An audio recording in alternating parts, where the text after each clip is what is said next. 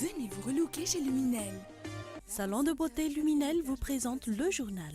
Luminel, osez être la plus belle.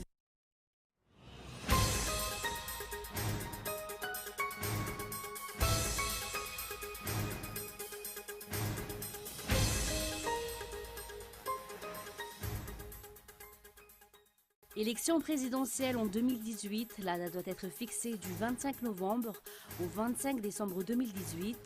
Selon l'article 47 de la Constitution, le premier tour de cette élection qui est fondamentale pour le pays se déroulera donc en pleine saison des pluies.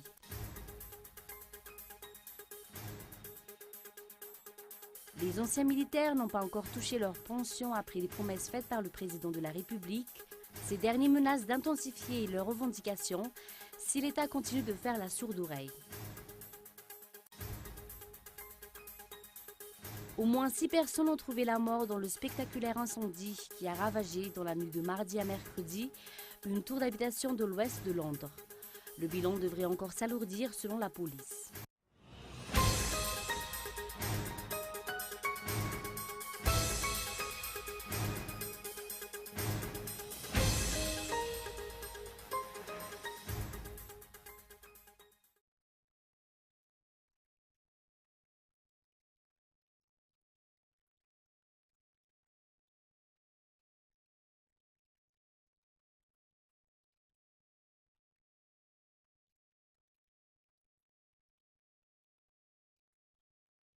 Bonsoir à tous et bienvenue dans ce journal. La page politique pour commencer, élection présidentielle en 2018. La date doit être fixée du 25 novembre au 25 décembre 2018. Selon l'article 47 de la Constitution, le premier tour de cette élection qui est fondamentale pour le pays se déroulera donc en pleine saison des pluies. Plus de précisions dans ce reportage de André Arson.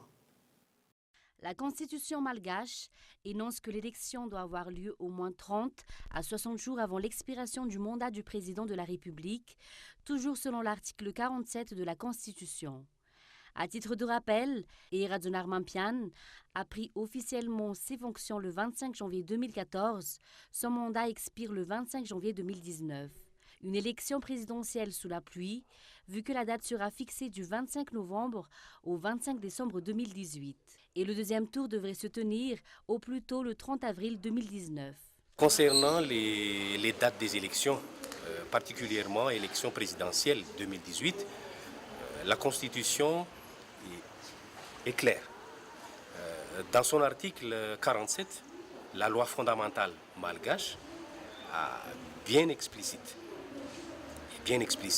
Cet article confirme que l'élection présidentielle malgache doit être organisée au moins 30 jours, au plus 60 jours avant la date de l'expiration du mandat présidentiel actuel. C'est-à-dire les élections présidentielles de 2018, les prochaines élections présidentielles doivent être organisées entre 25 novembre 2018 et 25 décembre 2018, puisque le mandat du président actuel va être expiré le 25 janvier 2019.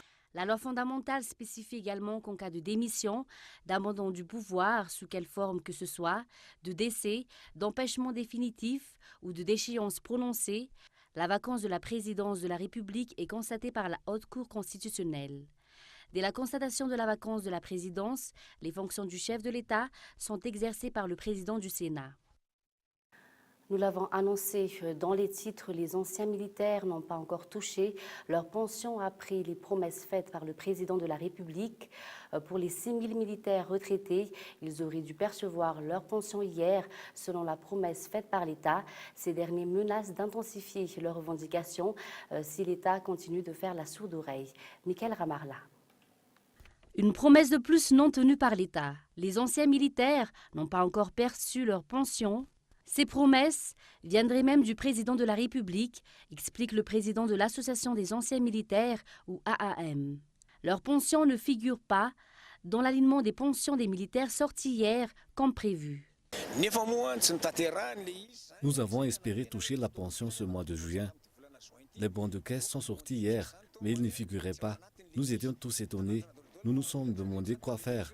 Nous avons ainsi demandé une autre rencontre pour avoir un délai pour la concrétisation des promesses. Il y aura ou il n'y aura pas. Comme ça, nous pouvons prendre des décisions. Nous en avons assez des promesses non tenues. Si l'État n'a pas les moyens de les payer, il doit être honnête. Sinon, qu'il nous donne des dates précises. Cette association a une fois de plus lancé une demande de rencontre pour résoudre ce problème. Ils menacent d'intensifier leur démarche si l'État continue de faire la sourde oreille. Avant, j'ai déjà annoncé que nous allons nous manifester. Nous étions sur le point de le faire quand l'État nous a promis de résoudre notre problème. Ces promesses n'ont pas été tenues, ce qui nous pousse à nous indigner plus. Nous sommes dans les préparations de cette manifestation actuellement. Cette association se sont oubliées par l'État. On compte actuellement 6 000 anciens militaires concernés par ce problème. Toujours dans l'actualité, selon un journaliste correspondant à Tuléar, plus de 60 élèves ont été hospitalisés suite à la distribution de médicaments antiparasitaires qui a débuté lundi. Le ministre de la Santé publique a pourtant diminué ce chiffre à 30 élèves hospitalisés. La plupart de ces enfants sont des élèves de l'EPP, à Damboul et Inquiet. Selon les explications, étourdissement, vomissement sont les effets secondaires apparus chez les enfants après avoir ingéré du mébendazole. Le ministre de la Santé publique a insinué que ces élèves n'ont pas mangé, ce qui a favorisé la maladie. Face à cette situation, les responsables ne sont-ils pas assurés de la qualité des médicaments à distribuer et n'auraient-ils pas pu prendre des précautions préalables face à la malnutrition ou l'insuffisance alimentaire dans le sud du pays? Selon notre source, les enquêtes sont en cours. Également, dans l'actualité, les sensibilisations se poursuivent pour mener à bien le projet LAM qui vise un meilleur accès au transport public pour les handicapés. La communication avec les agents de circulation freine le projet, selon l'enquête faite par les responsables. Reportage.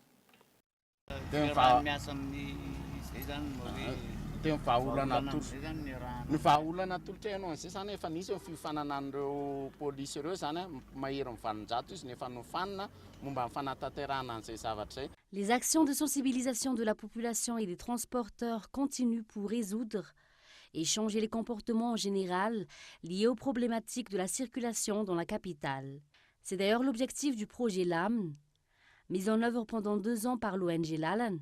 Le problème de communication avec les agents de la circulation demeure l'unique souci pour les responsables du projet LAM. Malgré les sensibilisations et les formations que les agents de circulation ont effectuées, il existe encore quelques difficultés à ce niveau. Nous attendons que cette communication évolue avec le temps et nous espérons des changements face à ce problème. Les personnes handicapées revendiquent ainsi leurs droits et une trentaine de coopératives de l'UCTU et l'UCTS ont été sensibilisées depuis 1 mois et demi. Dans le transport urbain, rappelons que dans les années 1980, des places étaient réservées aux personnes handicapées. Pourtant, les priorités aux personnes âgées, handicapées et femmes enceintes ne sont plus respectées de nos jours.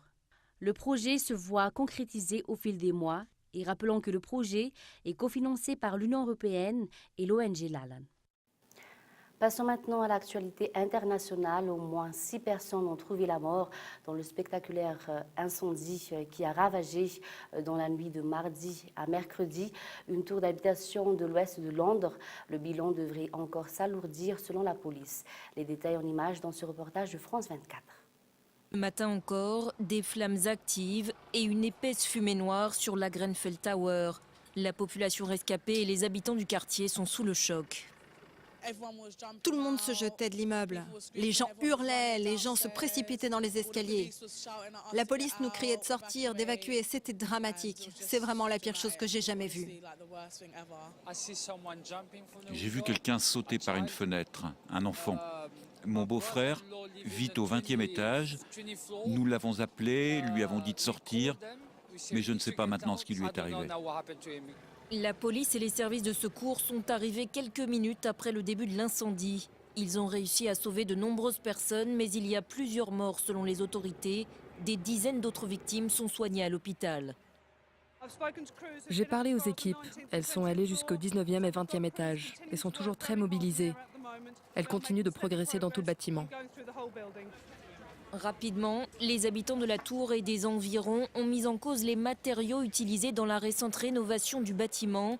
Certains dénoncent des négligences. Une enquête est en cours. Il y a beaucoup d'autres immeubles de ce type à Londres et à travers le pays. Beaucoup sont sous la responsabilité des autorités locales et d'autres sous la responsabilité d'organismes privés. Alors nous devons nous assurer que les questions légitimes de la population trouveront des réponses. La Grenfell Tower, haute de 27 étages, datait de 1974 et abritait 120 appartements. Et enfin, le leader de la majorité républicaine à la Chambre des représentants a été blessé mercredi dans une fusillade près de Washington. Donald Trump a annoncé que l'auteur de la fusillade était décédé. France 24. Sur ces images, Steve Scalise, membre républicain de la Chambre des représentants, évacué par les équipes de premiers secours. Il fait partie des 5 personnes touchées par le tireur. Donald Trump a fait part de son émotion au cours d'une allocution. L'assaillant est mort de ses blessures. Beaucoup de vies auraient été perdues sans l'action héroïque des 2 officiers de police du Capitole qui ont neutralisé le tireur malgré leurs blessures par balle. Dans le quartier où s'est produit l'incident, la population n'en revient pas. J'ai entendu qu'un homme s'était caché dans les buissons, qu'il y avait eu au moins 50 coups de feu, que c'était un fusil de chasse semi-automatique et quelque chose comme 5 personnes touchées. C'est choquant de savoir que cela peut arriver n'importe où. On n'aurait jamais pensé que quelque chose comme ça puisse arriver à Alexandria, notre ville natale. Beaucoup de gens sont vraiment sous le choc dans ce quartier. Steve Scalise est le numéro 3 de la Chambre basse du Congrès, élu très conservateur, issu du Tea Party et ardent défenseur du port des armes à feu. Il est dans un état stable selon le président américain.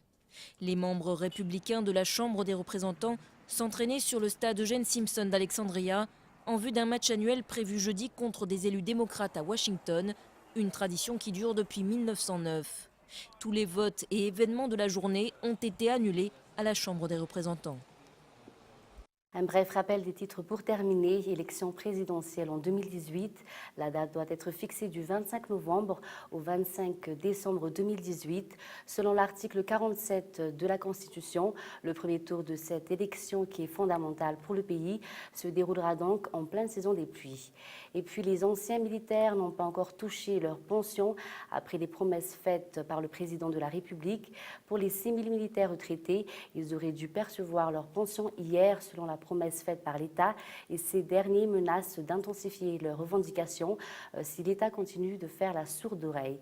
Et puis enfin, au moins 6 personnes ont trouvé la mort dans le spectaculaire incendie qui a ravagé dans la nuit de mardi à mercredi une tour d'habitation de l'ouest de Londres. Le bilan devrait encore s'alourdir selon la police. Et c'est la fin de ce journal. Merci de votre fidélité. Bonne soirée à tous sur Cool TV et au revoir.